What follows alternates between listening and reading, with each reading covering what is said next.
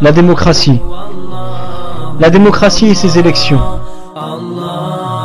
En premier lieu, nous allons parler de la réalité de la démocratie. Haqiqatu ad-démocratie. Deuxièmement, nous allons parler de la naissance de la démocratie contemporaine. Et troisièmement, le statut légal de la démocratie et de ses représentants.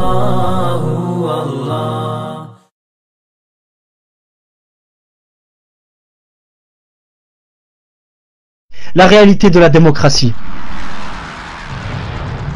La démocratie, de sa qualité d'appellation politique occidentale, ne peut être définie qu'en se référant à ses mêmes fondateurs pour en connaître la réalité et enfin le statut légal, al-hukm al-shara'i.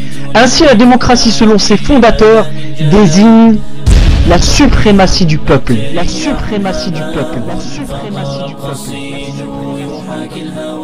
Cette suprématie étant un pouvoir suprême ne dépendant d'aucun autre pouvoir. Ce pouvoir suprême se manifeste par ce qui suit. Premièrement, le droit du peuple de choisir leurs dirigeants.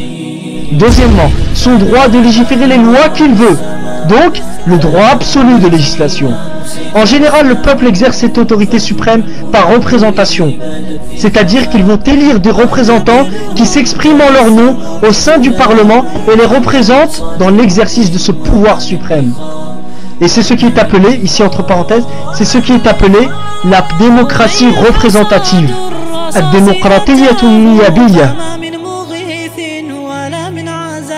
L'encyclopédie politique rapporte ce qui suit. Tous les systèmes démocratiques sont basés sur une seule et même théorie, qui est le pouvoir revient de droit au peuple. Le pouvoir revient de droit au peuple, qui est le seul maître du pouvoir suprême et prédominant. En conclusion, la démocratie désigne le dogme de la suprématie du peuple. Donc la théorie de la suprématie du peuple et le principe de la suprématie du peuple. La naissance de la démocratie contemporaine. La Révolution française de 1789 a ancré les fondements de la démocratie. Bien que le système parlementaire représentatif prenne naissance en Angleterre un siècle avant, d'un point de vue idéologique, la naissance du principe de souveraineté de la nation, base de la pensée démocratique, s'est éclaircie avant la Révolution française de plusieurs décennies. Ceci dans les écrits de Jean-Luc Montesquieu et Jean-Jacques Rousseau, qui ont fondé la théorie du contrat social, qui est la base idéologique de la suprématie de la nation, et ceci en réaction à la monarchie de droit divin qui avait le pouvoir en Europe depuis 10 siècles. Cette idéologie qui considérait les rois comme gouvernants par délégation et autorisation divine. Par ce biais, les gouverneurs disposaient d'un pouvoir absolu, appuyé par l'appui pontifical, c'est-à-dire de l'Église. Donc ils étaient appuyés par le pouvoir des papes de l'Église. Ce pouvoir absolu fut la cause d'une énorme souffrance pour le peuple européen. Tant et si bien que la seule alternative, afin de se libérer de cette monarchie de droit divin, attribuée au roi et à la papauté, c'est-à-dire au pape, jugeant selon leurs prétentions par délégation divine, fut la souveraineté de la nation.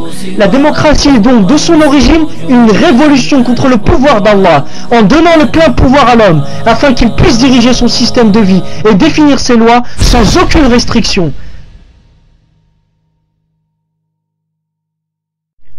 Troisième chapitre, le statut légal de la démocratie et de ses représentants ainsi que les électeurs. Le mobile du statut légal, le mobile c'est-à-dire al-illa wa hiya al-manat wa hiya ma yaduru al-hukmu ma'aha wa hiya ma ulqa alayha al-hukm wa ma unita biha al-hukm. Donc la illa c'est ce en présence de quoi le statut légal est présent et ce en absence de quoi le statut légal est absent. Donc le mobile, al-illa du statut légal de la démocratie, le droit de souveraineté et le droit de souveraineté absolue au peuple. C'est-à-dire la cause pour laquelle la démocratie du kufr est que le droit de souveraineté absolue appartient au peuple et non à Allah. Cette souveraineté désignant un pouvoir suprême qui ne reconnaît aucun autre pouvoir dont il dépend.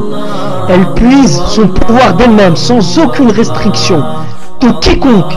Dès lors, elle fait ce qu'elle veut et légifère ce qu'elle entend sans que nul ne puisse la remettre en cause. En quelques mots, les caractéristiques attribuées à cette souveraineté de la nation ne sont autres que celles d'Allah, élevé soit-il. Allah nous dit